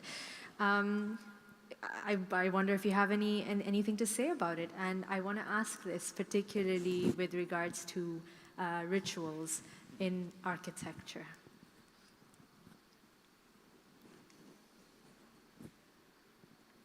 Who wants to tackle the... The only soul I recognize is soul music. I have to tell you already from the beginning. That's the only soul I recognize. But I can let someone else. I would bring it back to the thing that we touched on before, that the body is something emergent, no? And then obviously the mind is emerging from matter at some point, no? And that's in some sense that we've retroactively classified as life or living beings, and then human with a certain false idea of supremacy within this entire thing, no? So I would maybe challenge the notion of the soul, because it's in itself already so anthropocentric in some sense, no? Because it has been used to actually describe animals and how they can be just eaten and produced and so in a certain way. But maybe bring that back to the question of the mind. No, because the mind, as the 5EA cognition says, is also emerging from matter, and that's something that's basically at the current front of understanding actually how that happens, because still nobody really knows. So the question of the mind comes in where, when, which bodies have something that in a process of self-organization, I think Stavros would describe how they are engaging in information with the environment to make sense of what then constitutes their self. No, so in a sense, it's the last step in a process that then perceives all the things, and yet we view everything retroactively through it. And in the same way, I would rephrase your question about rituals, then also a step ahead, and I would remind you that there are certain, if you look at the body, the metabolism, there are certain constitutive rhythms in which these parts transform that are actually far more relevant in the way that they produce order. So I would try to really recontextualize these metabolic notions, this mind, the sense, the logic that emerges from the dynamic patterns and how they create order in the world. And we're, in a sense, just the products of them. So I would completely, in a sense, flip your question around. Can I continue the flipping like a burger kind? Okay. I mean, I want to also apologize because I didn't want to. I mean, it was just, I meant to be funny when I said about the soul music. Okay. Good. Okay. We were speaking about the experience of movement, and usually you said body, mind. What about the soul? Okay. The experience of movement, usually, when it has to do with movement in space, we associate it with the body. Okay. And therefore, the experience of movement in space associated with the body is kinetic, let's call it like that. The experience of movement in time we associated with the mind. So when you try to remember things, it means literally you move things from your past to your present.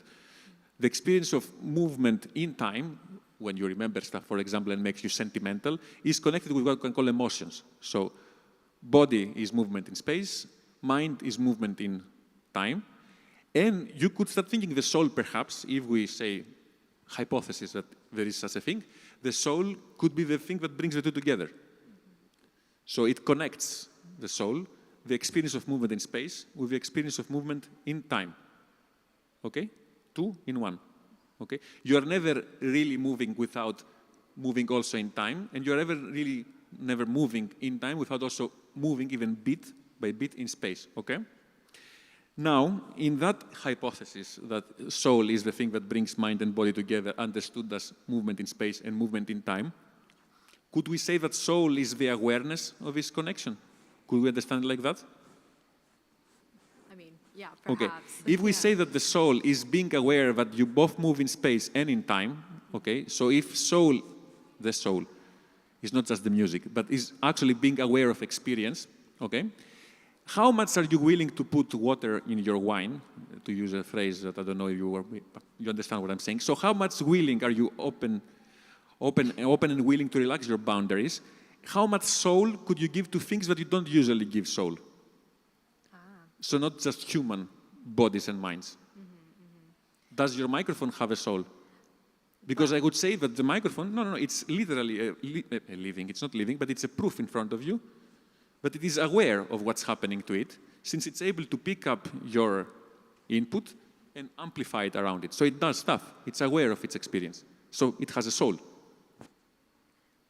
That's a very interesting proposition because obviously, I mean, not obviously, I don't know, but in a lot of kind of religious discourse, and when I say religious, I mean not just the kind of organized religions that we know of, that are the main ones in a way, but yeah, this concept of soul being a part of inanimate objects is very much prevalent, right? And it's interesting to consider, even like when Louis Kahn says, you ask a brick, what does it want to be? It's almost like giving it a soul. It definitely made people burn alive 500 years ago, but yes, I know it's a very interesting proposition. I actually would like to react to that.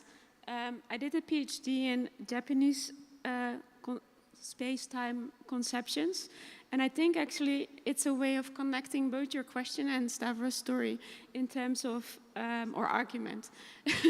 Sorry. Stavros' argument, Stavros' point. Story. I like when you say story. Yeah. About addressing this in terms of awareness.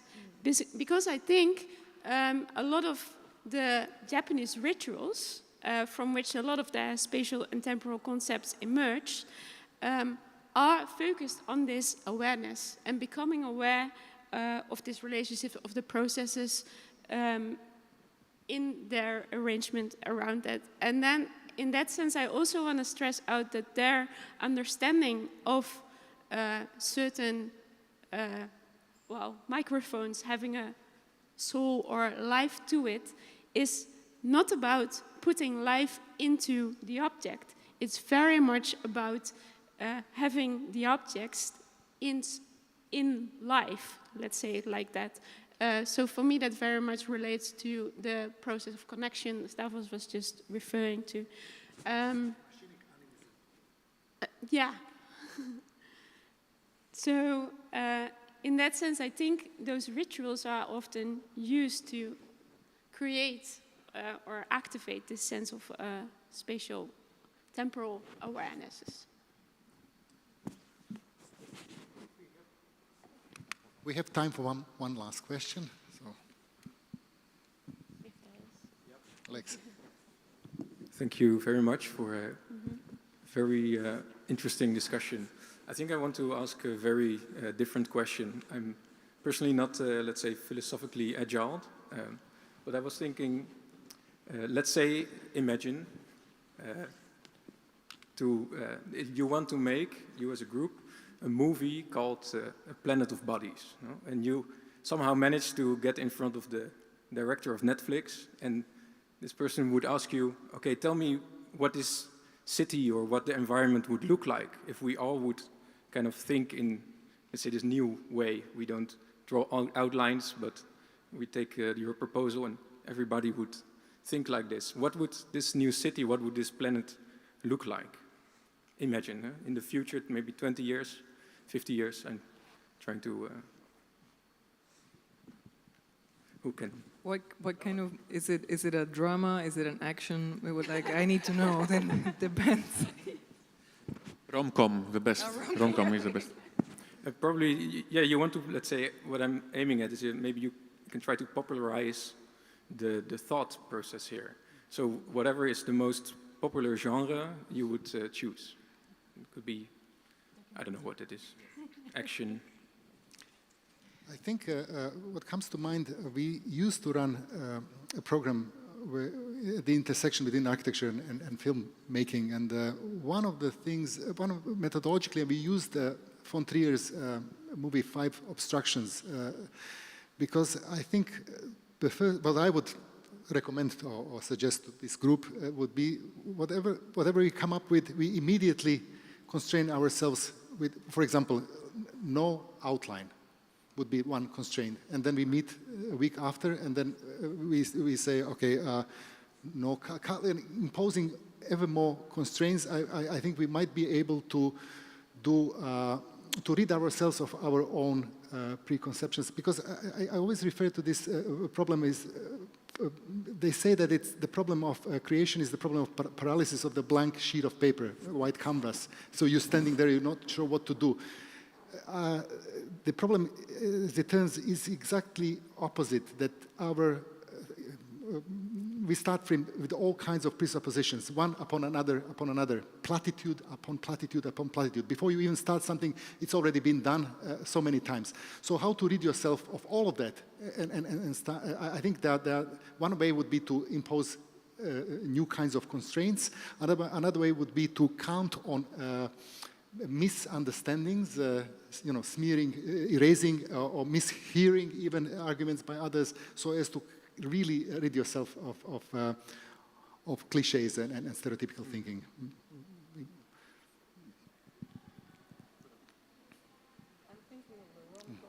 Rom-com still.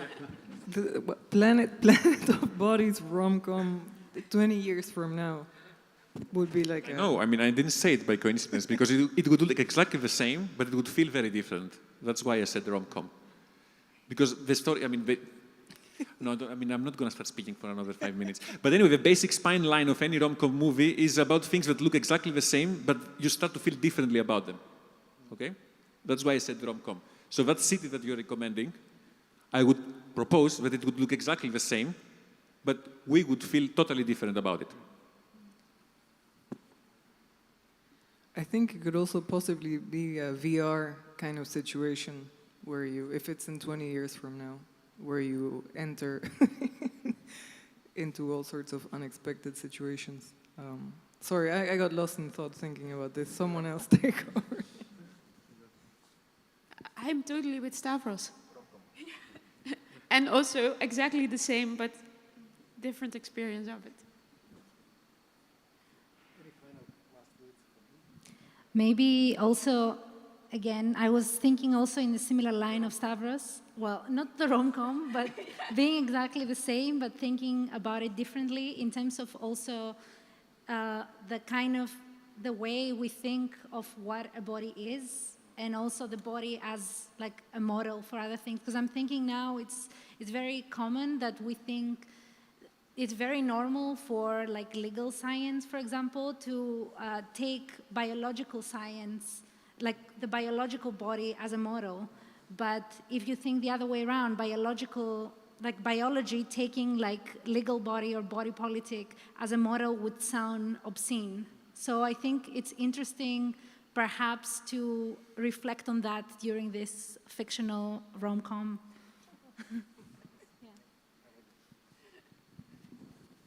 Bob, last word. Zoe, geo, techno, body, diverse. Yes, thank you. Thank you. On that note, I thank you all for your attention. Now with the closing word by Javier. I am very, very sorry to need to stop or cut the conversation. Thank you very much, really thank you very much for making the BK Talks become a body talks. I hope that, I don't know now if I was moving or experiencing or what when I was coming over here, and I kept thinking what I was doing when I was coming or even taking the microphone. So that was really, for me personally, a really enriching experience, so thank you very much. One of the purposes of the BK Talks has always been since the beginning to try to expand the conversation in this room to other topics beyond the constant seeking of technological solutions to problems. And I'm very, very happy that today we have expanded that conversation to other places. So thank you very much. I need to finish again with the announcement that I gave in the beginning of the evening. Please do not hesitate to send us your artwork. All sorts of media are welcome. Acceptable works include, for the BK Cloud of Art installation that we are opening on the 15th of September. Acceptable works include photography, printing, printmaking, films, literature, poetry, music, and all art media. Digital painting, arts and crafts, and many more. So please do not hesitate to send your artwork to the email address, which is there, I think. Yes, there it is. So in any case, thank you very much to all here, all at home. Thanks again, the panel, for, as I said, expanding that conversation beyond things that keep us, I think, too stressed. Thanks a lot.